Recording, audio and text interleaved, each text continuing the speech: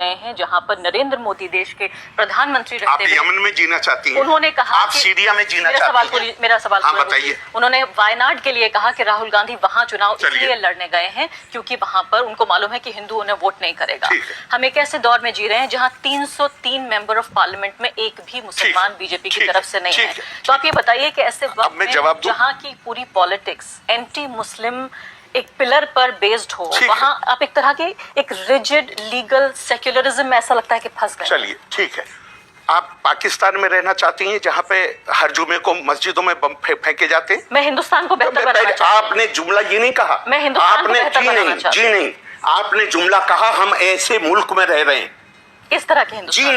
जी नहीं, आपने जो जुमला कहा है वो कहा है हम ऐसे मुल्क में रह रहे हैं। तो आप पाकिस्तान में रहना चाहती हैं जहां पे हर हफ्ते हर मस्जिद में बम फोड़े जाते हैं? आप सीरिया में रहना चाहती हैं? आप यमन में रहना चाहती हैं? आप कौन से मुल्क में रहना चाहती हैं जहां लोगों के इंटरेस्ट जो हैं, उनके हुकूक महफूज हैं? और मुझे कोई एक मुल्क का नाम बता दीजिए। आप जिस मुल्क में रह रही हैं वो मुल्क वो है जहां देवबंद वालों को इसकी इजाजत है। ये किताब देवबंद में निसाब का हिस्सा है, सिलेबस का हिस्सा है ये किताब। इसमें जिहाद, कुरान कहता है उज़ीना लिल्लज़ीना युक़ातलूना बिअन्नहुम ज़ुलिमू, लड़ने की इजाजत सिर्फ उनको दी जाती है जिनके खिलाफ लड़ाई लड़ी गई है, उन पर जुल्म किया गया है, उनको उनके घरों से निकाला गया है। और देवबंद क्या बताता है जिहाद का मकसद क्या है?